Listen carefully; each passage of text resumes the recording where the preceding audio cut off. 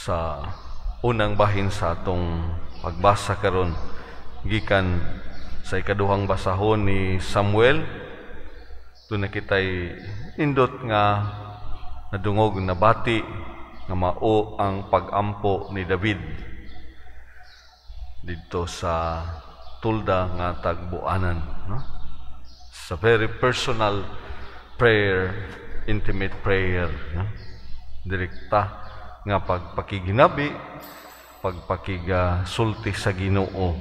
Kinsa man ako, Ginoong Dios, unsa man ang akong banay nga hangtod karon, nag-uban ka man kanako. Kung atong usisahon tagsa-tagsa, makaingon kita nga very humble prayer nga gipadayag ngadto sa Ginoo, no?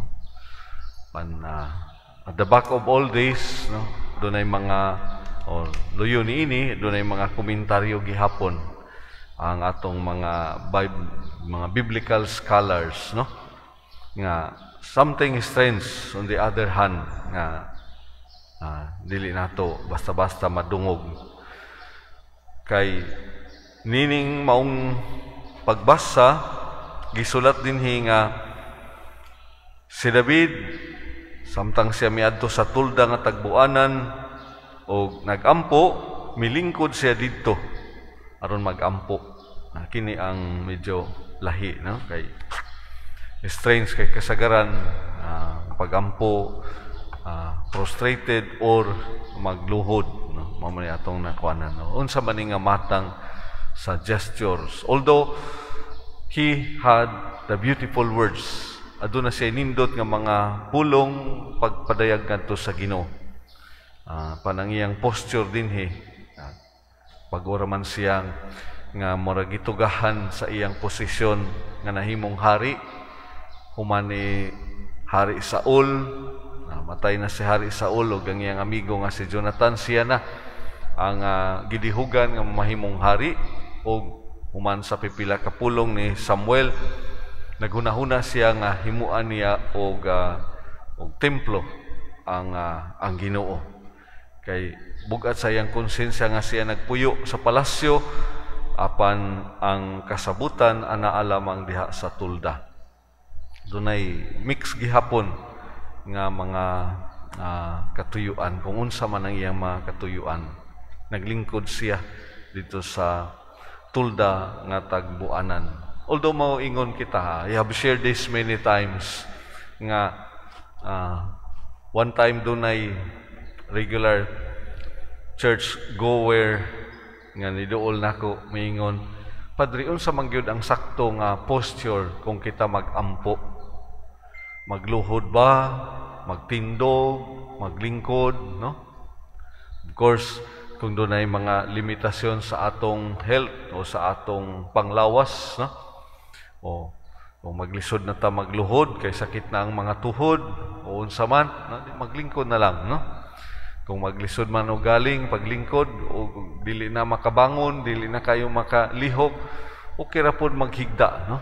Ay sahay kanang magsantala na ko sa masakiton, usahay ang masakiton maning kamot gyud nga mo bangon, no? Ayon ako usahay ana na lang, no? O na lang, higda na lang, no? Butangan na lang og unlan, no? Dunay uban maning kamot. So one time, one regular church goer nangutana, unsa man gyud Padre ang saktong posisyon kung kita magampo, no? We are able, kung kaya o anaa kita sa ingon pa nila at the pink of our health, no? Para nako, no, wala may ingon nga gi-specify kung unsa ang nindot nga posture diha sa atong pagampo. But the gesture of kneeling kanang sa pagluhod or pagprostrate nagpadayag sa tumang pagkamapaubsanon or padayag diha sa atong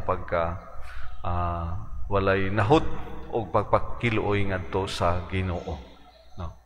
So nining higayona, our biblical scholars say milingkod si David dito og nagampo. Very strange alang sa pipila kay dihugan si David imong hari sa batanon pa, no?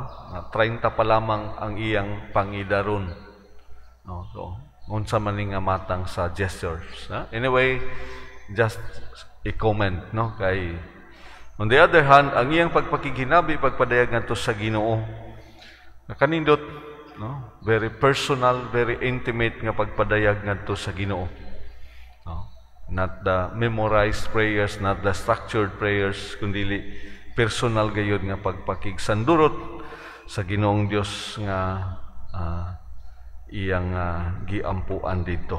O Ginoong Dios, matud ang imong gisulti, nakasaad kanining mga butanga.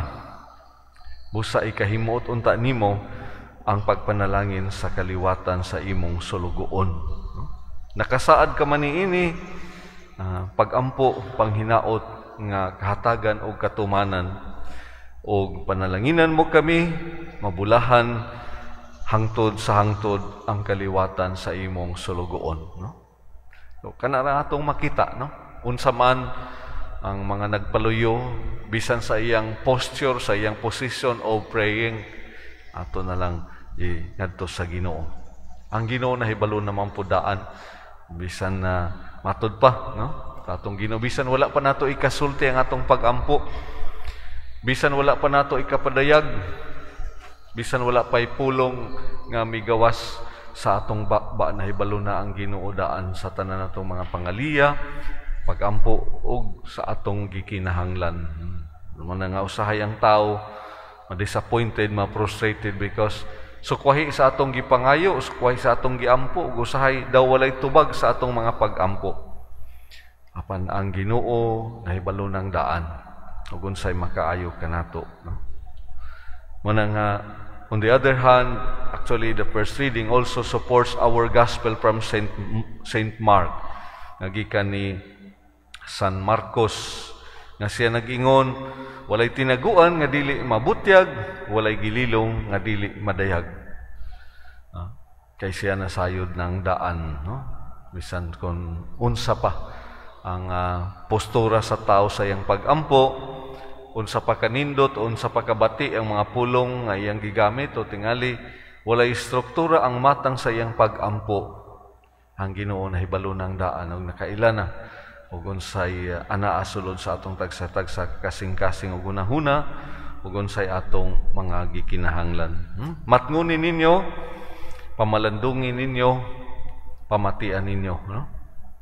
Ang mga tao nga maiyan ng daan hatagan pagayod. Apan ang walay iya, bisan ang diutay nga anaa kaniya, kuhaon pa. Sulod nining santos nga misa pangayon nato ang grasya diha sa kasing-kasing nga mapabusanon, diha sa kasing-kasing nga maluluyon, no? Sama sa atong Ginoo, bisan asa, bisan unsa nga porma, bisan unsang mga pulong atong gamiton diha sa pagampo, ang atong kasing-kasing ug unahuna unta anaa diha sa Ginoo. Ug hatagan kita niya sa mga grasya nga atong gikinahanglan. Panaliptan kita batok sa tanang kadautan, ug labi na gayud niining panalipod batok sa tanang matang sa sakit. Palihog manindog.